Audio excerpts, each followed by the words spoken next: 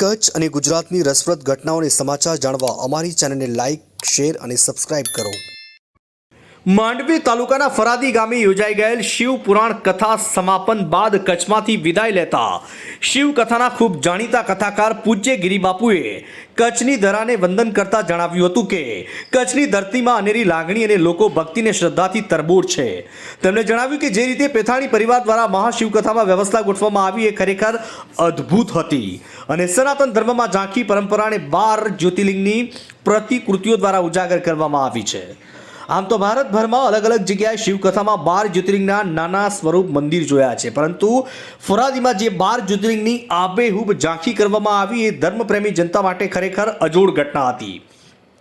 તેમણે ફરાદી ગામે સ્વર્ગસ્થ મણિશંકર વીરજી પેથાણી પરિવાર આયોજિત શ્રી શિવપુરાણ કથાને અદ્ભુત, અલૌકિક અને અસ્મરણીય ગણાવતા કહ્યું કે આ શિવકથાના ઇતિહાસમાં હંમેશા યાદ રહેશે તથા મંડપ ફરતે 12 જ્યોતિર્લિંગની આબેહૂબ પ્રતિકૃતિ વર્ષો સુધી લોકોના દિલો દિમાગમાં રહેશે। તેમણે જણાવ્યું હતું કે જે લોકો 12 જ્યોતિર્લિંગના દર્શન નથી કરી શકતા અથવા નથી કરી શક્યા તેવો લોકો અહીં 12 જ્યોતિર્લિંગના મંદિરોની પ્રતિકૃતિ નિહાળી ધન્ય થયા છે। શ્રી ગિરિબાપુએ આ શિવકથા વિશે કંઈક આવી રીતે અનુભૂતિનું વર્ણન કર્યું હતું।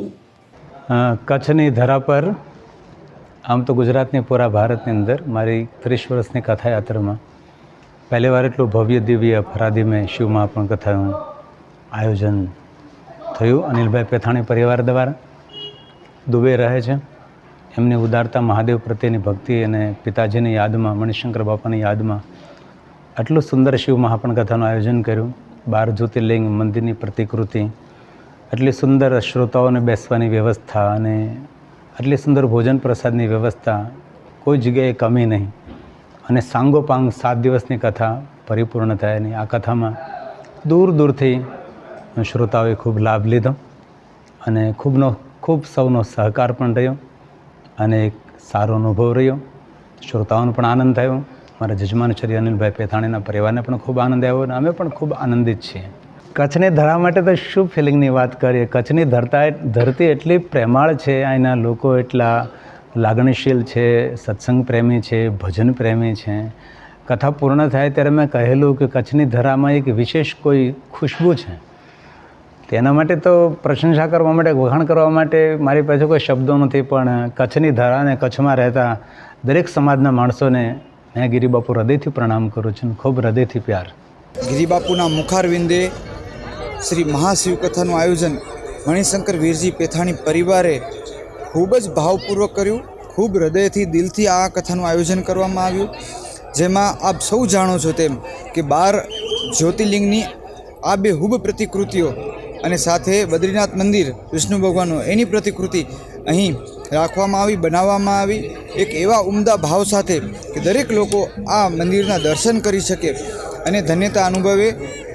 આ લોક કલ્યાણના કાર્યનું જે ભગીરથ કાર્ય આ પરિવારના સભ્યો અને અનિલકુમાર અમારા પરમ મિત્રશ્રીએ કર્યું છે, ત્યારે આજે અમે તો ધન્યતા અનુભવીએ છીએ, પણ ગુજરાતભરમાંથી ખૂબ મોટી સંખ્યામાં ઉમટેલા લોકો ખૂબ આશીર્વાદ આપતા જાય છે।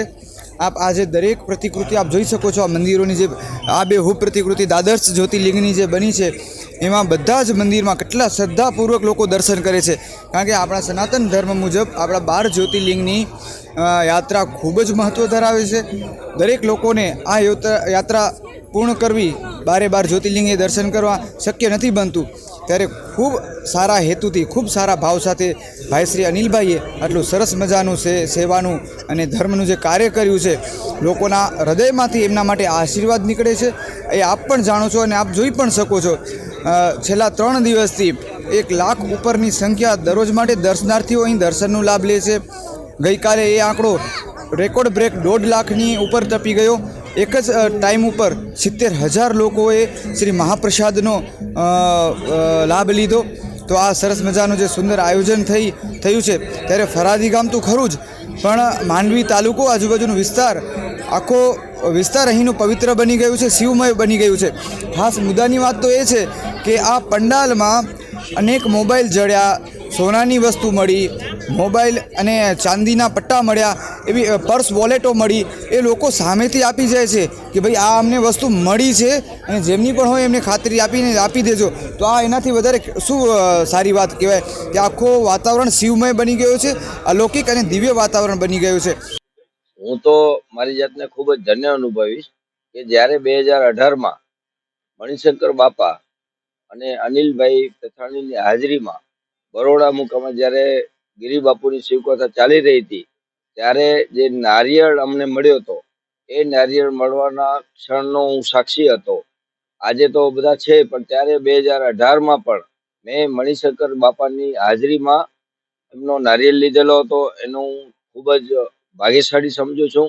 અને એના પછી આપ સમજી શકો છો કે ભાઈ અનિલભાઈ પેથાણીએ આ જ્યારે મહાશિવ કથાની એટલી જોરદાર તૈયારી કરી, અને જ્યારે 2018માં અમે નારિયેળ લીધો, એના પછી કોરોના કાળ અને મણિશંકર બાપાનો સ્વર્ગવાસ, એના પછી જે અનિલભાઈએ ખૂબ જ સરાહનીય કામ કર્યો 2024માં, એ ધન્યવાદને પાત્ર છે. અને અમે ખૂબ જ એક મિત્ર, હું કીર્તિદાનભાઈ, માયા હતા, જયદેવભાઈ, નિલેશભાઈ, પિયુષ મહારાજ, એક મિત્રો તરીકે ખૂબ જ ધન્યતા અનુભવી છે. અને પ્રશાંતભાઈ કેલા. મારી દ્રષ્ટિએ ભારતમાં નહીં પણ મેં તો વિશ્વમાં ઘણી કથાઓમાં જવાનું થયું છે, પણ વિશ્વમાં આ પહેલી ઘટના હશે કે શિવજીની કથા, મહાશિવ કથા શ્રી મદની ગિરિબાપુના શ્રીમુખે ફરાદીની ધરતીમાં પેથાણી પરિવાર દ્વારા સ્વર્ગસ્થ મણિશંકર પેથાણી પરિવાર અને અમારા ખાસ જીગરદાર ભાઈ એવા અનિલભાઈ પરિવાર દ્વારા અનિલભાઈની ખૂબ જહેમત અને મહેનત કે પોતાના પિતાની ઈચ્છા, મણિશંકર દાદાની ઈચ્છા હતી 3 વર્ષ પહેલા ગિરિબાપુ શિવ કથા કરવાની, અને એવી કથા કરી કે જે કચ્છમાં નહીં, ભારત ગુજરાતમાં નહીં, ભારતમાં નહીં, વિશ્વમાં ન થઈ હોય એવી. એનું કારણ છે કે 12 જ્યોતિર્લિંગનો આયા પ્રતિકૃતિ તૈયાર કરવામાં આવી છે, અને એ જ પ્રમાણેના શિવલિંગ, એ જ પ્રમાણેની પૂજા, એ જ પ્રમાણેના મહારાજ, અને કચ્છની જનતાને આ લાભ મળ્યો છે.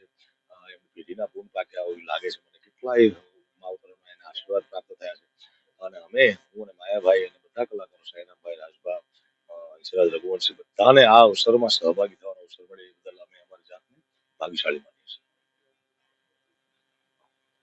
કચ્છનું આ રાદી, હું તો ઘણી વાર અહીંયા આવવાનું થયું છે, પણ આજે જ્યારે આવ્યા છીએ ત્યારે એવું નથી લાગતું કે રાડીમાં આવ્યા હોય. રાડી આજે એવું બન્યું છે કે જાણે વૈકુંઠ, કૈલાસ અને કહેવાય છે કે બ્રહ્મપુર, આપણા જે 3 લોક છે, એ 3 લોકના એક ઝાંખી થાય.